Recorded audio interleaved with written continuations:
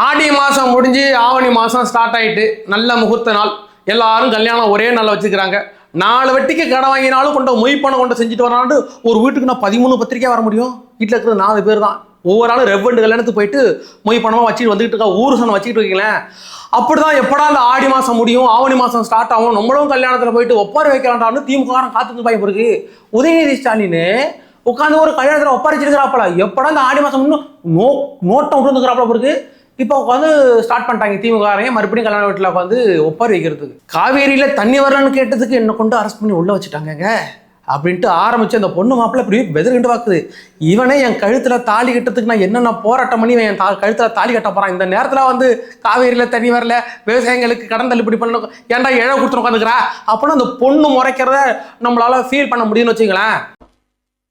உதாரணத்திற்கு அந்த திரு செந்தில் பாலாஜி அவர்கள் மின்சாரத்துறையில மானிய கோரிக்கையில பேசிட்டு இருக்காரு. என்ன கேட்கிறாரு? கரண்ட் பில்லு அதிகமாயிடுச்சு, 3 மாதங்கள் அதிகமாயிடுச்சு, ரீடிங் சரியா எடுக்க மாட்டேங்கிறாங்க.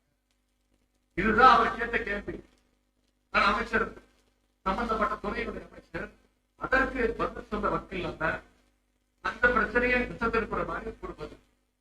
இதை தொடர்ந்து இந்த அரசு செஞ்சிட்டு இருக்கு.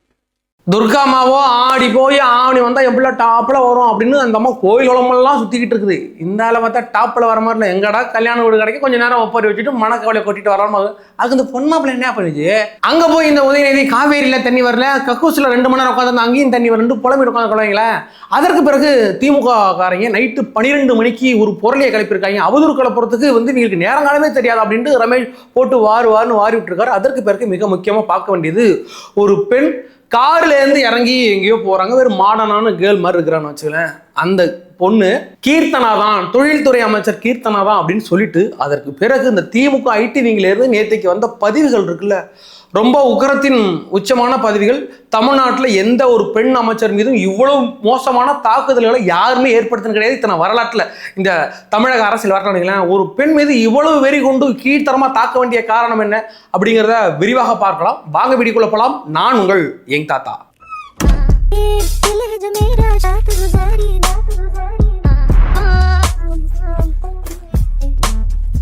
நம்மளோட வீடியோக்களை பாருங்க, நம்ம சேனலை சப்ஸ்கிரைப் பண்ணி வச்சுக்கிடுங்க, லைக் பண்ணுங்க, ஷேர் பண்ணுங்க. ஒரு தாழ்மையான மேன்மையான கருத்துக்களை கமெண்ட் செக்ஷன்ல பதிவிடுங்க. யங் தாத்தாவின் சங்க உறுப்பினர் ஆவதற்காக நானும் யங் தாத்தாவின் சேனலை சப்ஸ்கிரைப் பண்ணாம மறந்துடாதீங்க. சரி, ஒரு பெண் வந்து கார்ல இறங்கி லாக் பண்ணிட்டு போற மாதிரியான ஒரு வீடியோ. அந்த வீடியோடைய அந்த பெண்ணுடைய முகச்சாடை வந்து ஓரளவுக்கு நம்முடைய தொழில்துறை அமைச்சர் கீர்த்தனுடைய முகச்சாடை இருக்குன்னா இருக்கு.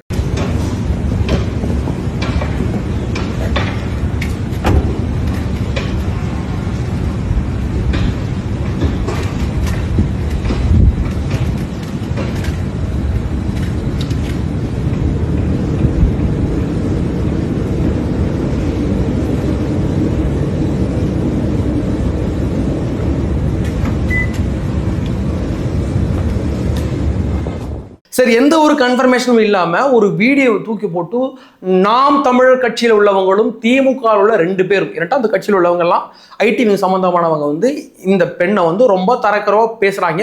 எந்த அளவுக்கு பேசுகிறாங்க அப்படிங்கிறத நாங்கள் உங்களுக்கு காமிக்கிறோம். அந்த அளவுக்குலாம் தமிழக வரலாற்றில் யாரும் எந்த ஒரு பெண்ணை குறித்து பேசுனது கிடையாது. அதற்கு பிறகு அந்த பொண்ணுடைய அந்த உடை, அது ஒருவேளை கீர்த்தனாவே இருந்துட்டு போட்டோம். அது கீர்த்தனா கிடையாது, அவங்களே கன்ஃபர்மேஷன் கொடுத்துட்டாங்க.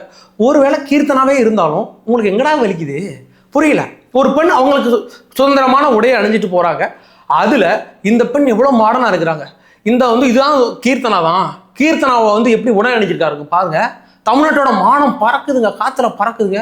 இவனு தான் அப்படியே தூக்கிட்டு வரப்பாங்க. பறக்கிற மானத்தை அப்படியே பட்டம் படிக்கணும், பிடிச்ச உடனே நிப்படிக்க போறாங்க. திருட்டு யோக்கிய பாயிலோ, முட்டா பாயிலோ. கொஞ்ச நாளும் நான் திமுகவை சொல்றேன்.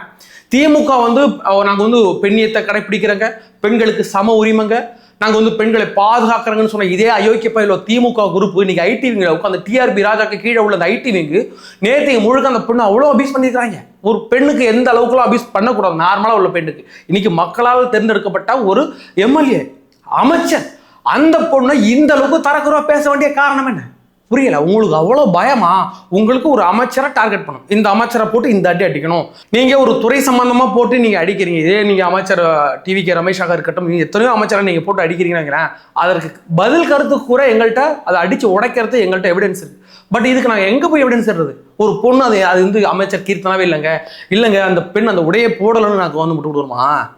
அந்த பெண் எந்த உடையினாலும் போடட்டும், அது அமைச்சர் கீர்த்தனா எடுத்து போட்டோம். நீங்க ஏன்டா உங்களுடைய புத்தி ஃபுல்லா பெண்ணுடைய உடையையும் பெண் சம்பந்தமாகவும் ஒரு அமைச்சரை ஒரு அடிக்கணும்னா இவங்க என்ன பண்ணுவாங்க? அந்த அமைச்சர் வந்து பொடின்னு இருக்கிறாருங்க, அவர் வந்து ட்ரக் யூஸ் பண்ணியிருக்காருங்க அப்படின்னு கொண்டாந்து அடிப்பானுங்க. ஒரு பெண்ணை நீ என்ன பண்ண முடியும்? பெண் இந்த பொண்ணு வந்து பாருங்க எப்படி உடை அணிஞ்சிருக்கு, இந்த உடை அணிஞ்சிட்டு எவ்வளவு ஸ்டைலிஷா போகுது பாருங்க, இதையும் தாண்டி அந்த பொண்ணு இங்க போதுங்க அப்படின்னு சொல்ற மனப்பான்மை திமுக தவிர வேற எந்த அயோக்கிய பயலுக்கு இருக்குன்னு நான் நினைச்சுக்கிட்டு இருந்தேன். ஆனா நாம் தமிழர் கட்சியில் உள்ள அயோக்கிய பயலுக்கு இந்த புத்தி இருக்கும் அப்படிங்கிறது நீங்க தான் இருக்கு. இதே உட்கார்ந்து நம்மளுடைய சீமான் தான் வாயை கிழிய ஏன்னு உட்காந்து பேசுறீங்களே, எங்களுடைய விர்ச்சுவல் வாரியர்ஸ் வந்து நாம் தமிழ் கட்சியோட பெண்களை அபியூஸ் பண்றாங்க அப்படின்னு சொல்லி இல்ல, இன்னைக்கு ஒரு அமைச்சர் அபியூஸ் பண்ணிட்டு இருக்காங்களா? அப்ப எங்கேயா போற? வாயில என்னத்தை வச்சிருக்கிற? சீமானை கேட்கிறேன். இந்த சீமான் தானே கொஞ்சம் வரட்ட தாக்குல மாதிரி வாழ்வான்னு கத்தியா இருந்தீங்க.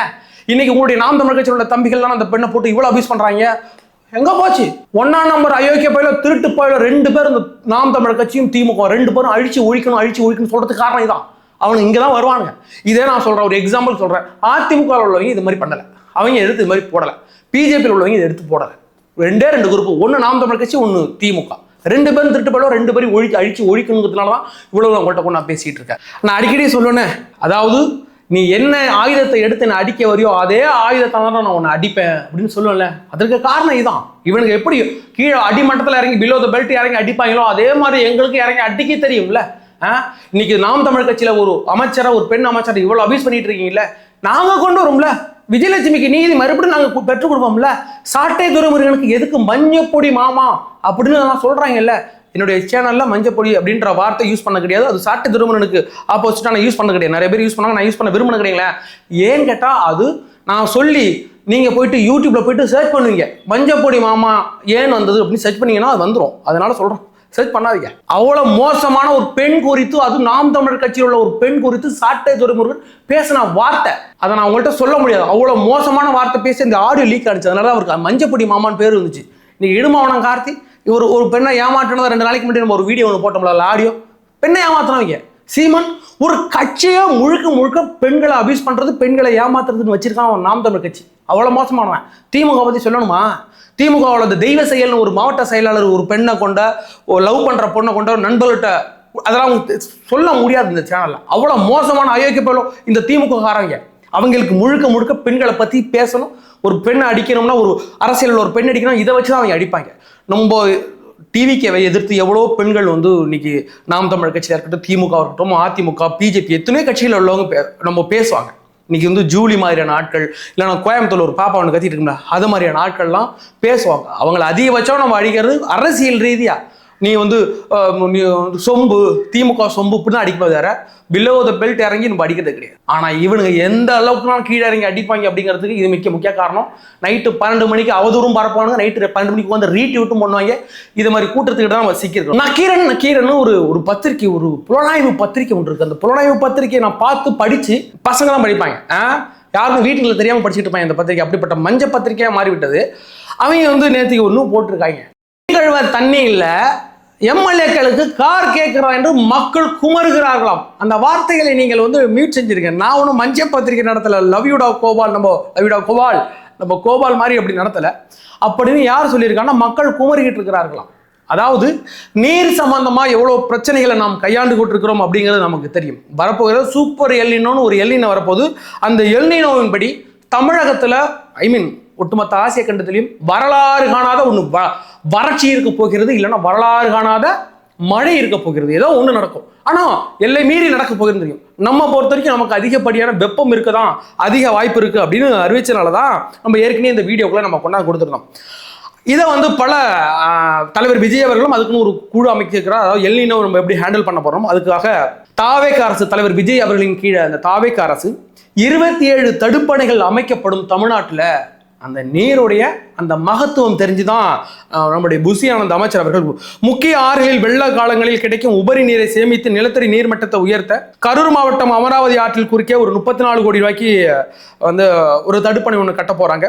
மொத்தமாக ஒரு 206 கோடி ரூபாயில 13 மாவட்டங்களில் ஒரு 27 தடுப்பணைகளை நாங்கள் கட்ட போறோம் அப்படின்னு இத்தனை 60 ஆண்டு காலங்களில் நாங்கள் தடுப்பணை கட்ட போறோம், அதுவும் இத்தனை தடுப்பணை கட்ட போறோம் அறிவித்திருக்கிறது தமிழக அரசு. அது மக்களுக்கு நீர் பிரச்சனை வந்துடக்கூடாது என்பதற்காக புதிதாக 10,000 புதிய குளங்கள் வெட்டப்படும் தமிழகம் முழுக்க அப்படின்னு அறிவிக்கப்பட்டிருக்கிறது. தண்ணீர் பிரச்சனை வராமல் இருக்கணும் அப்படிங்கிறதுனால இந்த அரசு. ஆனால் இவங்க என்ன விட்டுக்கிறாங்கன்னா, இல்லை கழுவ தண்ணி இல்லாதவங்களுக்கெல்லாம் வந்து இப்போ கார் அவசியமா அப்படின்னு கேட்குறாங்க. இந்த நேரத்தில் அதை சொல்லணும் ஆசைப்பட்டேன். ஏன்னு கேட்டால் நீர்நிலை சம்பந்தமாக தாவைக்கு அரசு இவ்வளவு முனைப்போடு இருக்கிறது அப்படிங்கிறது தெரிந்து கொள்வதற்காக. இந்த லவ்யூடா கோபாலோட வந்து புத்தி பார்த்தீங்களா எங்க போயிருக்குங்க. அதாவது சரி ஓகே, நீ இந்த மேட்டரை கன்வே பண்ணாம 1000 விஷயங்கள் இருக்கு. இவங்களுக்கு புத்தி எங்க வருவாங்க, ஒன்று கழுவுறது இல்லைன்னா பேழ்றது, இதில் தான் இவங்க புத்தியெல்லாம் இருக்கும். அது நம்ம லவ்யூடா கோபாலை பற்றி நமக்கு சொல்ல தேவையில்லை. மிகப்பெரிய ஒரு சிந்தனையாளர். அந்த புத்தகங்கள்லாம் எடுத்து நீங்கள் படித்து பாருங்கள். அதாவது 18 வயதுக்கு மேற்பட்டவர்கள் மட்டுமே படிக்கக்கூடிய புத்தகங்கள் அந்த அப்படிப்பட்ட புத்தகங்கள். நக்கீரன் தான் சொல்கிறேன், வேற ஒன்றும் கிடையாது. அப்படிப்பட்ட நக்கீரன் அவர்கள் ஒரு கவர் ஸ்டோரின்னு எழுதிக்கிறேன் வைக்கிறேன். இவங்களை பற்றி பத்திரிகையாளர்கள் இப்படி தான் இருப்பார்கள். அதுவும் இதே மாதிரியான ஊபி பத்திரிகையாளர்கள் இப்படி தான் இருப்பாங்களே, எந்த ஒரு மாற்று கருத்து கிடையாது. அதற்கு பிறகு உதயநிதியுடைய திருமண ஒப்பாரிகள். அவன் ஆடி மாதம் முடிஞ்சு ஆவணி மாதம் பிறந்ததுக்கு பொண்ணு உள்ளிக்கு கல்யாணம் பண்ணணும்னா எங்காச்சும் ஊரில் 4 காசு வெட்டிக்கு கடனை வாங்கி நகை நட்டை வாங்கி நகை ரேட்டு வேற ஏறிக்கிட்டு இருக்கு. இந்த நேரத்தில் மண்டபத்தை பிடிச்சி மண்டபம் கிடைக்க மாட்டேங்குது. டேட்டு அவ்வளோ கல்யாண டேட் இருக்குது. அது இன்னைக்கு வந்து 23ஆம் தேதி இப்போ தான் ஸ்டார்ட் ஆயிருக்கு. எதுக்கு முக்காக கல்யாண டேட்டு வந்து இருக்கு, மண்டபம் கிடைக்க மாட்டேங்குது. சமைக்கிறதுக்கு வந்து குக்கு கிடைக்க மாட்டேங்கிறாங்க. அந்த அளவுக்கு ரொம்ப டஃப்பாக இருக்குது கல்யாணம் பண்ணுறது. அது இந்த நேரத்தில் அப்படிலாம் ஒரு கல்யாணத்தை பண்ணி போனா போது வந்து தொடங்கிட வேற கட்சியாக வேற ஆரம்பிச்சு நாளில் சேர்ந்துவிட்டேன்னு கூப்பிட்டுக்கிறாங்க. யாரோ உதயநிதியை கூப்பிட்டுக்கிறாங்க. நீங்கள் வந்து பொண்ணு மாப்பிள்ளையே ஆசீர்வதிங்க போயிட்டாப்புல, ஆசீர்வாதம் பண்ணிட்டாப்புல. ஆசீர்வாதம் கையில் ஒரு நான் A4 ஷீட் எடுத்த உடனே அந்த பொண்ணு மாப்பிள்ளையும் மெதக்கிட்டேன். ஆஹா ஒப்பாரி வைக்க ஆரம்பிச்சுட்டாண்டா, என்ன பெத்தாரே வெளுத்தாரே அப்படின்னு மட்டும் தான் அங்கே செய்யலை. பாக்கி எல்லாம் அப்படிதான். ஒப்பாரி வச்சு அழுவும் போது திமுக மூஞ்ச பார்க்கணுமே. கல்யாணம் விட்டு வந்திருக்கோம், பொண்ணு மாப்பிள்ளை உட்காந்துருக்குது, நல்லா சாப்பிட்ருப்பீங்க. 13 கறியோட சாப்பிட்டு உட்காந்துக்கிறாங்க. கொஞ்ச நாள் மூஞ்சில ஆடணும் இரும்பாடம் இப்படியோ உட்காந்துக்கிறாங்க. சவுட்டில் உட்காந்த மாதிரி உட்காந்துக்கிறாங்க. அது கல்யாண வீடு. அண்ணா ஆண்டா போல உதயநிதி ஸ்டாலின் வந்து உச்சி ஒப்பாரி ஒன்று போட்டுட்டா பாருங்க. என்ன கைது பண்ணி கொண்டு போனாங்க 13 மணி நேரம். ஏசி இல்லாத வண்டியில கொண்டு போனாங்க. எதுக்கு கொண்டு போனா காவேரியில தண்ணி வரலன்னு சொன்னாங்க. நீ எங்க தண்ணி வரலன்னு சொன்னாங்க. ஊர் உலகமே சிரிச்சு நாரி இருக்கு. வீட்டில் கேட்குறாங்க, பதில் சொல்ல முடியல. சின்ன பிள்ளைங்க கேட்குறது, எதுக்கு உதயநிதி எங்களை கைது பண்ணி கொண்டு போயிருக்கிறாங்க அப்படின்னு கேட்ட கேள்விக்கு என்னால் பதில் சொல்ல முடியுமா? வீட்டில் பெரியவங்க கேட்குறாங்க, எதுக்கு உதயநிதியை கைது பண்ணாங்க? தப்பா பேசினாரு. தப்பா என்ன பேசினாரு? தப்பா என்ன பேசினாரு நான் சொல்ல முடியாது. எங்க தாத்தா கேட்கறாப்பல, எங்க தாத்தா போய் சொல்ல முடியுமா?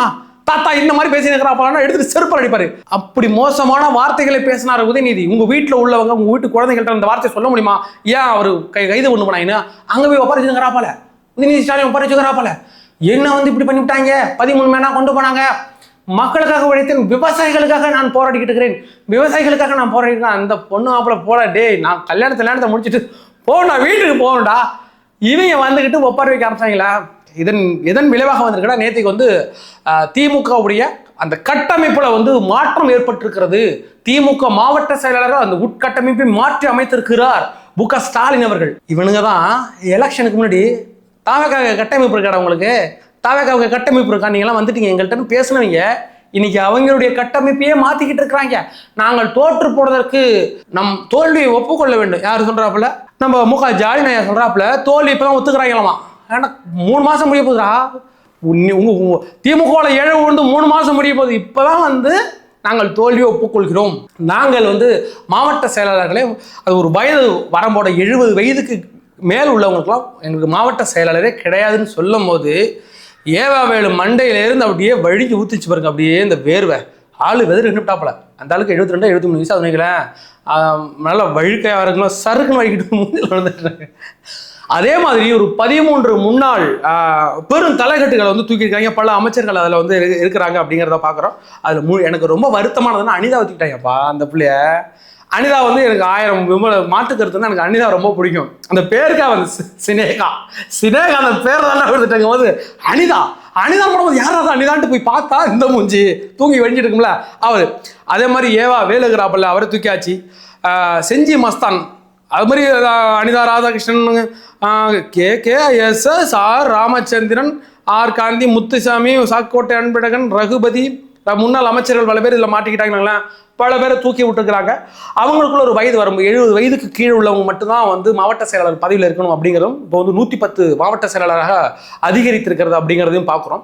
இதில் என்னன்னா அவங்க உணர்ந்த ஒரு விஷயம் என்னன்னா, இளைஞர்களை உள்ள கொண்டு போட்டு பல இளைஞர்கள் 45 வயதுக்கு மேற்பட்ட இளைஞர்கள் பாருங்க, இளைஞர்கள் தான், ஆனால் 45 வயசுக்கு மேற்பட்ட இளைஞர்களை கொண்டா வச்சிருக்கிறாங்க. அது எப்படி ஒரு புடுங்கன்ற ஆட்டோவில் கண்ணாடி திருப்பினா எப்படி ஜீவா வண்டி ஸ்டார்ட் ஆகும், ஜீவா சொல்லு ஜீவா, அப்படிதான் இருக்கு. இப்போ ஸ்டார்ட் பண்ணி விட்டுக்கிறாங்க. முக்கட்டில் போய் நிற்கும், பெட்ரோலில் போய் நிற்க போகுது இந்த திமுகங்கிற இந்த கட்சி. திமுக தன்னுடைய அழிவு காலத்தை நோக்கி நகர்ந்துகிட்டு இருக்கு. எல்லாத்துக்குமே ஒரு ஆரம்பம்ன்றது அவன் முடிவுன்னு இருக்கும். ராபின்சன் பூங்காவில் 1949 தொடங்கப்பட்ட கட்சி எங்கள் அண்ணாவன் முடித்து வைக்கப்பட்டது அப்படிங்கிற லெவலாக இருக்கிறீங்களா, பல சீர்திருத்தம். ஓகே, நீங்கள் தோற்று போயிட்டீங்க, அதை இத்தனை மாதம் கழிச்சுனாலும் ஒப்பு கொண்டுக்கிட்டீங்க இந்த திமுக அப்படிங்கிறதுல இந்த சந்தோஷம் தான். சரி, இதை கட்டமைப்பை மாற்றணும்னு ஒரு முடிவு எடுத்திருக்கீங்க, அதெல்லாம் ஓகே தான். ஆனால் அதே பல ஆட்களை உள்ளே வச்சுக்கிட்டே தான் நீங்கள் வச்சுருக்கிறீங்க. எனக்கு என்னன்னா 70 வயசுக்கு மேற்பட்டோம்னா ஸ்டாலின் நீங்கள் 70 வயசு இல்லையா ஆவலையா, ஃபஸ்ட்டு அந்தாலும் மாற்றி விடுங்கயா, உதயநிதி ஸ்டாலின் கொடுக்க எங்களுக்காக ஒரு ஜாலியாக இருக்கும். சும்மா உட்காந்துட்டு வீட்டில் உட்காந்துட்டு டீ வந்து என்ன வேலை பார்க்குறீங்க தெரியாமல் கேட்குறேன். MK ஸ்டாலின் என்ன வேலை பார்க்குறாரு, வீட்டில் உட்காந்து துணிமணி துவைப்பீங்க, ஒய்ஃபுக்கு ஹெல்ப் பண்ணீங்க, விஷல் வாஷ் பண்ணீங்க, பிக் பாஸ் வீடு மாதிரி இருக்குது உங்கள் வீடு.